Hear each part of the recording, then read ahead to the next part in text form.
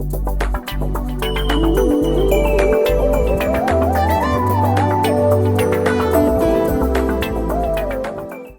berjumpa di dalam kelas Introduction to Artificial Intelligence dan Machine Learning. Saya Samuel Tarigan dari Harapan Bangsa Center for Data Science akan menjelaskan sebuah metode statistik yang menjadi granddaddy of supervised AI, yaitu regression.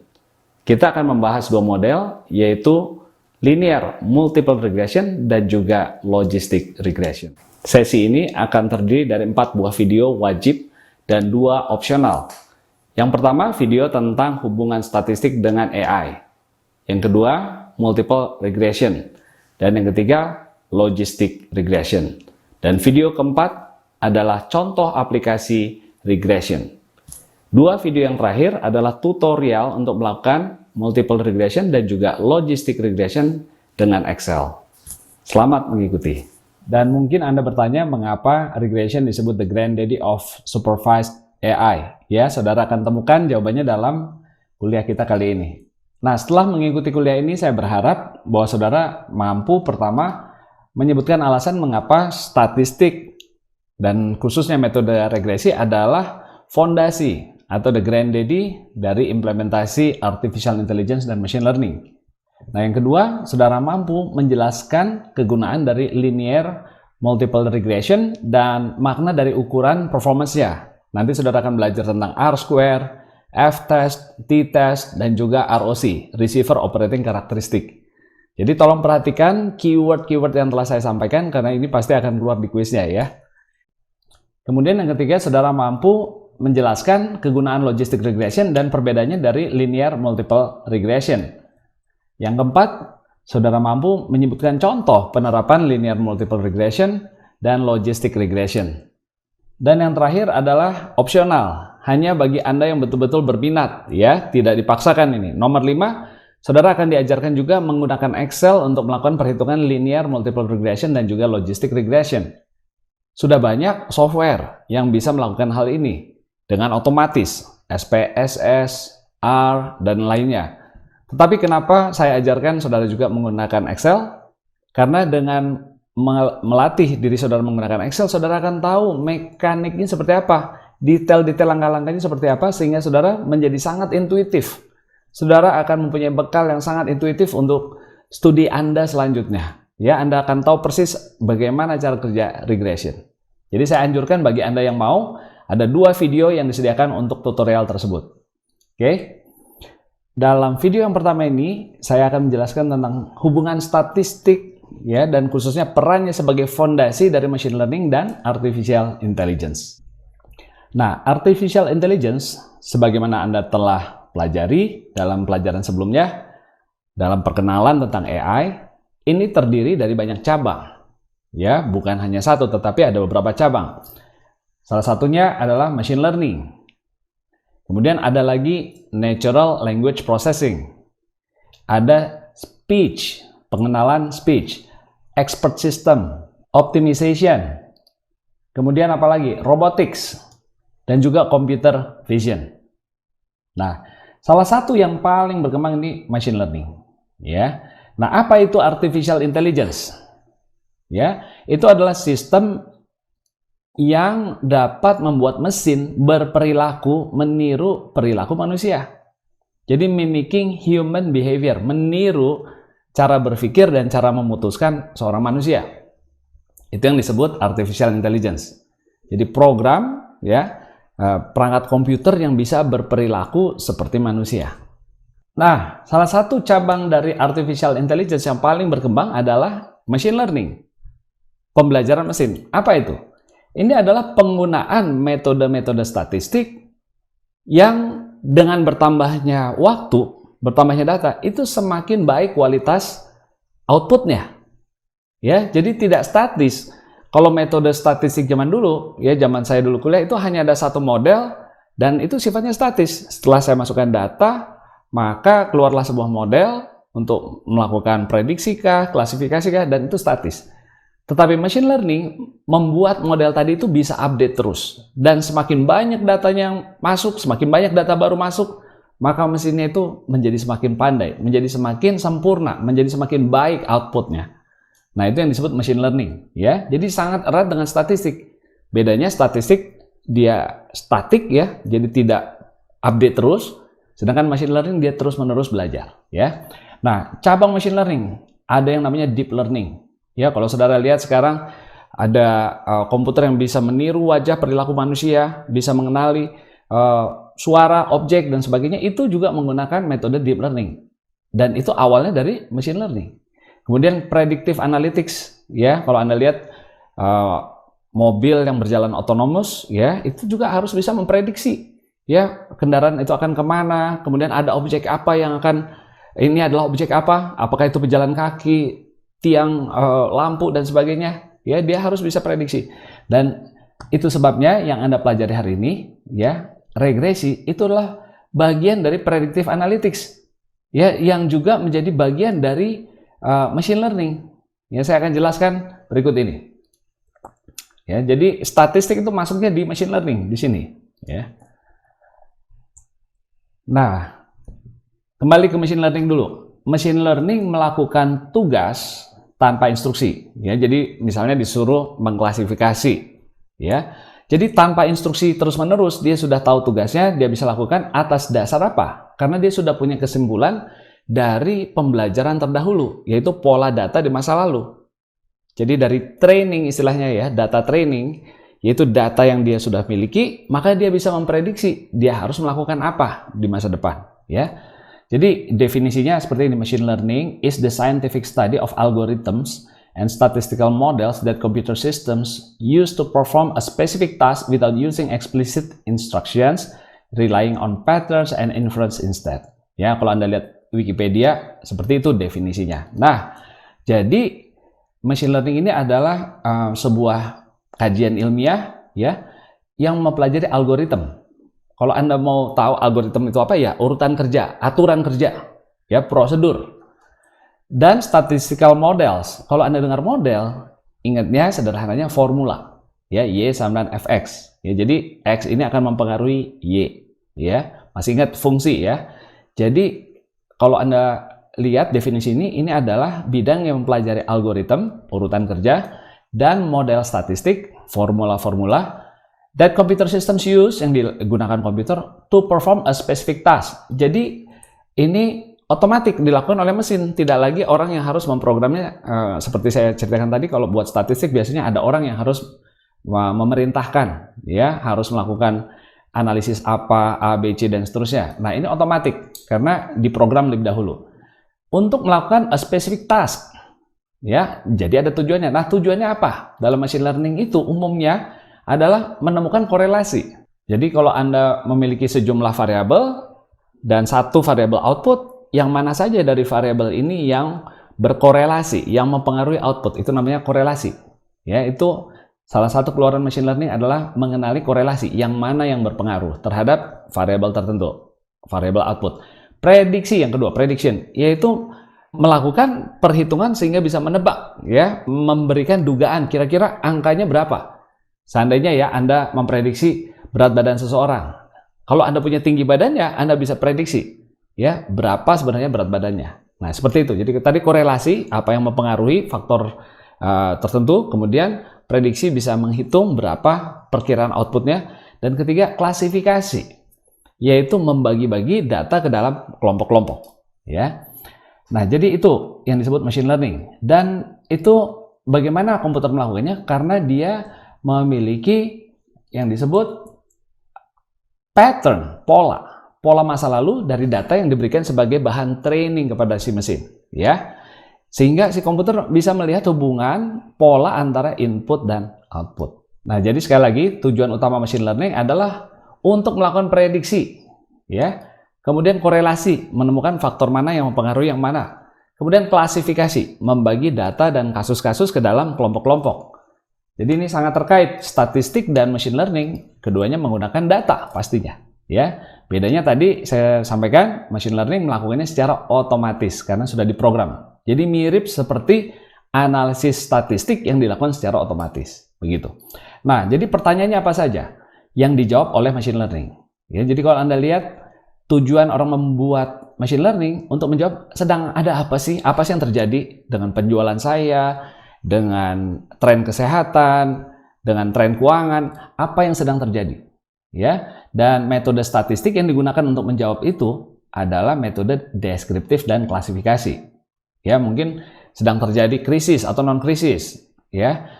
Jadi kita bisa lakukan klasifikasi. Itu what's happening, ya. Jadi hanya mendeskripsikan apa yang sedang terjadi. Kemudian pertanyaan berikutnya, why? Kenapa bisa terjadi? Berarti kita mulai diagnostik.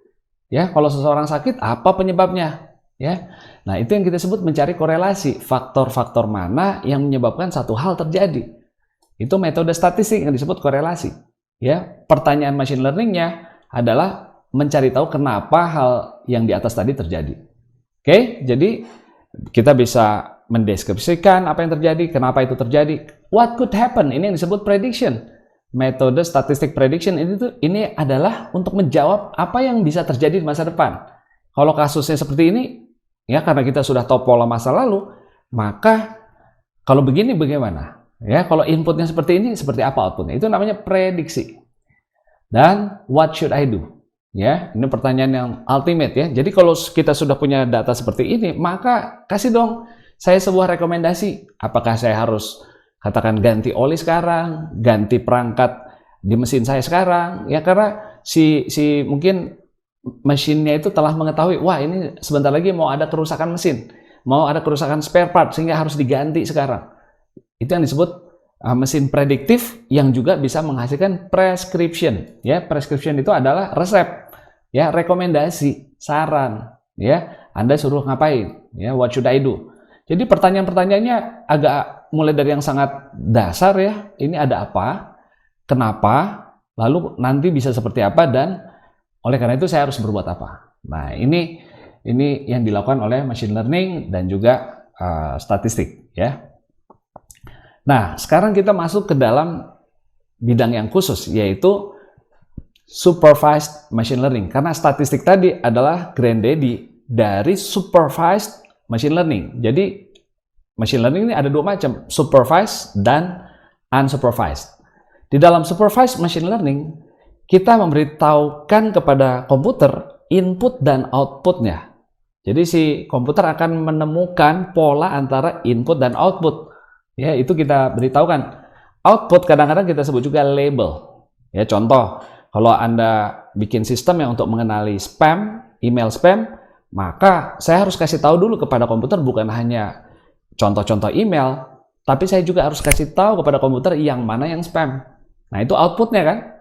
Jadi saya berikan label, yang ini spam, ini bukan, ini spam, ini bukan. Itu namanya memberikan label pada output.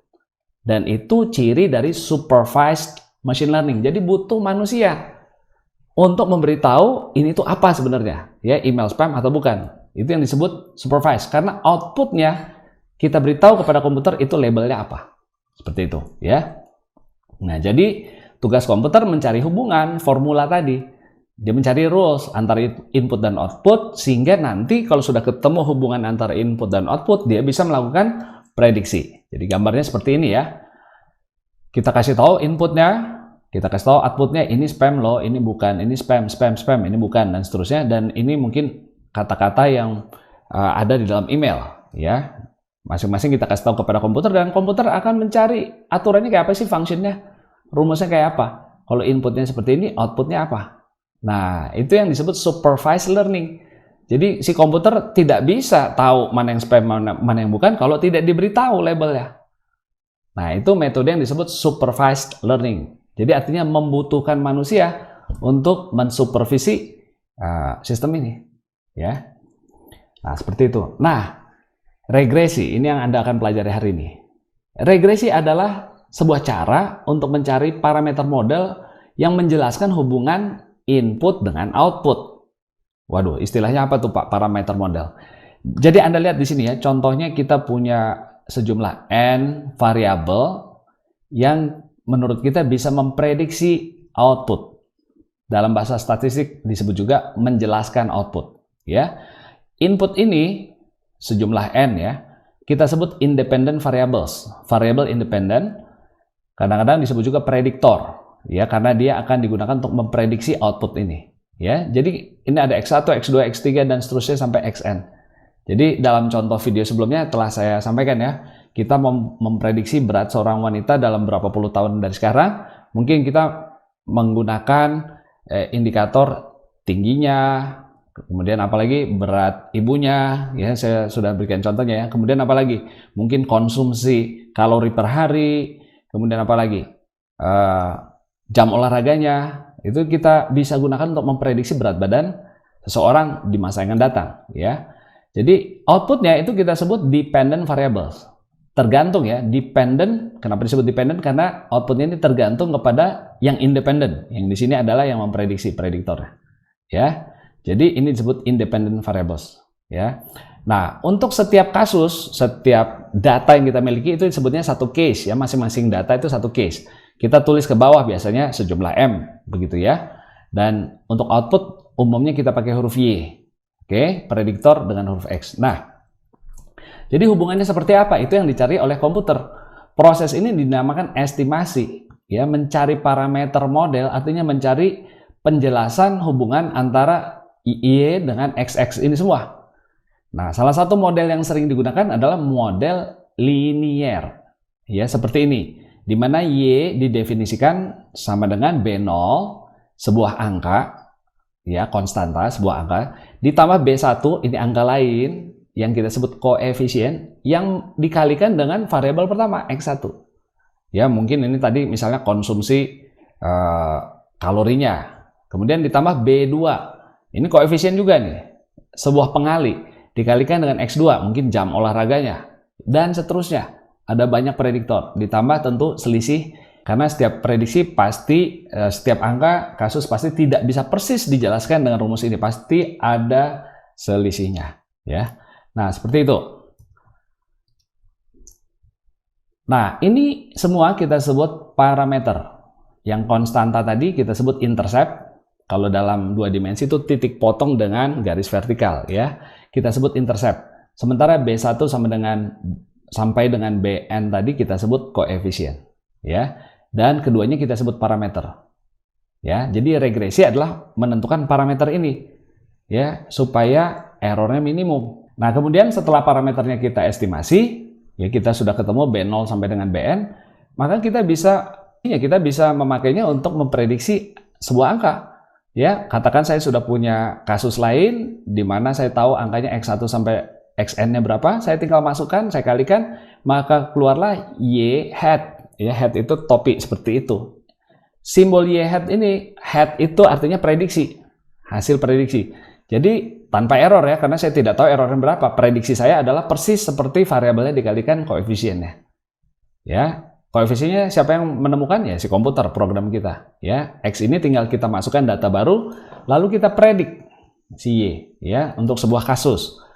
Dan hasil prediksinya tentu bisa ada errornya, bisa tidak sama dengan Y sesungguhnya. Y yang tanpa head itu artinya Y kasus sesungguhnya. Jadi kalau kita memprediksi berat si Ana misalnya ya, itu namanya prediksinya disebut Y head ya. Sedangkan beratnya sesungguhnya itu Y biasa. Dan itu ada errornya biasanya ya. Hampir tidak pernah ya kita bisa memprediksi dengan akurat. Namun proses yang dilakukan oleh regresi ini adalah meminimalisir error ini, selisih ini. Jadi dia akan cari angka B0 sampai dengan Bn dengan iterasi dari data yang sudah ada, mungkin 100, 200, 500 data, dia akan hitung bagaimana caranya angka ini B0 sampai dengan Bn ini dicari supaya error ini, selisih antara hasil prediksi dan kenyataannya menjadi minimum. Errornya sekecil mungkin, ya. Jadi kalau saya bisa melakukan prediksi ya dengan angka tadi, artinya saya sudah bisa melakukan fungsi utama dari artificial intelligence. Karena prediksi itu adalah akar dari klasifikasi. Ya, dan klasifikasi ini adalah salah satu yang ciri utama dari artificial intelligence. Jadi saya boleh katakan prediksi dan klasifikasi ini adalah dua fungsi yang paling populer digunakan dalam artificial intelligence. Contohnya Anda mungkin pernah lihat foto ya, bisa membedakan foto si A, si B, atau dalam contoh ini kucing dan anjing. Ya, coba keluarkan foto kucing, keluarkan foto anjing misalnya, atau Anda ketik anjing, keluar semua foto yang anjing, yang kucing nggak keluar. Nah, itu bukan dilabeli satu persatu, tapi dia bisa, si komputer bisa mencari bahkan anjing yang baru sekalipun dia bisa prediksi ini pasti anjing. Dari mana? Ya, dari regresi tadi. Nah, salah satu model yang paling terkenal untuk image recognition adalah neural network. Metode ini jaringan saraf tiruan. Yang intinya adalah regresi berlapis-lapis. Nah, contoh di sini saya mau membuat sistem cerdas untuk memprediksi foto itu kucing atau anjing ya. Maka saya membuat ada input layer, ada hidden layer, dan ada output layer. Dan masing-masing bulatan ini kita sebut node ya. Sebenarnya masing-masing node ini adalah regresi yang Anda akan pelajari itu ya. Jadi regresi ini adalah menggunakan input dari X1, X2, X3, X4. Kemudian yang di bawah juga regresi yang lain lagi, X1, X2, X3, X4 inputnya. Dan di antara dua regresi ini akan dilihat mana yang lebih tinggi skornya karena inputnya sama ya. Lebih mirip kucing apa anjing. Kalau skornya ke kucing tinggi ya dan si skor yang di anjing di sini rendah ya, maka yang menang kucing. Nah, kenapa kok angkanya bisa beda si kucing sama si anjing? Karena bobot di sini koefisiennya ini tidak sama antara koefisien yang untuk prediksi anjing dengan yang untuk prediksi kucing. Ya, dan itu komputer yang mencari bobotnya ini, mencari koefisiennya tadi. Ya, jadi kita lihat regresi itu adalah akar dari mesin prediksi yang digunakan dalam banyak metode lain, termasuk neural network dan deep learning. Ya, deep learning itu adalah salah satunya neural network yang di dalamnya ada banyak layer. Ya, dan setiap layer itu adalah sebenarnya regresi. Jadi kalau tadi ini contohnya di sini satu regresi ya dengan 4 input dan ini regresi yang kedua dengan 4 input. Nah, input ini ternyata ini juga regresi dari 3 input sebelumnya. Hasil angka yang di sini ini juga adalah output dari regresi sebelumnya dan seterusnya seperti itu. Jadi sekali lagi saya simpulkan. Regresi yang merupakan salah satu metode statistik ini adalah dasar dari prediksi. Ya, dan prediksi yang dilakukan secara otomatis kita namakan machine learning. Ya, dan kemampuan untuk memprediksi secara otomatis ini, kemampuan machine learning, digunakan dalam sistem yang bisa meniru kecerdasan manusia. Ya, di dalam sistem artificial intelligence. Contohnya neural network. Sehingga mesin bisa berperilaku seperti manusia. Karena dia terus-menerus belajar sesuatu yang baru, dengan data yang baru, dia bisa mengupdate dirinya sehingga dia bisa melakukan prediksi yang semakin cerdas.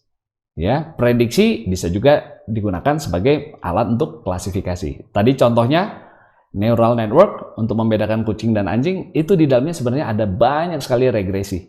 Ya, jadi regresi adalah metode statistik. Jika dilakukan secara otomatis kita namakan machine learning dan itu adalah esensi sebenarnya mesin di dalam kecerdasan buatan. Itu adalah mesin utama di dalam kecerdasan buatan khususnya neural network ya, neural network untuk melakukan prediksi. Sekali lagi ini adalah kategorinya apa?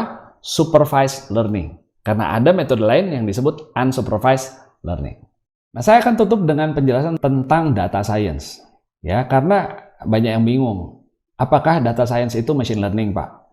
Ya, ada miripnya. Jadi, kalau Anda lihat 3 bidang utama, computer science, matematika, dan statistik, serta business knowledge ya, atau domain, bisa tentang kesehatan, tentang pertanian, tentang dunia keuangan, ya. Nah, Anda bisa lihat di sini, kalau gabungan computer science dengan matematika dan statistik saja, itu kita sebut machine learning irisannya. Ya, tetapi kalau sudah bergabung dengan bisnis tertentu, knowledge tertentu, itu menjadi data science. Jadi misalnya penggunaan machine learning untuk dunia finance itu sudah menjadi data science di bidang finance. Oke, data science di bidang kesehatan. Kalau yang ungu ini bidangnya kesehatan. Ya, jadi kalau hanya komputer dan statistik itu disebutnya machine learning. Kalau ditambahkan dengan bidang tertentu itu menjadi data science. Oke, cukup jelas ya. Itu yang bisa saya sampaikan. Kita lanjut ke dalam pelajaran berikut.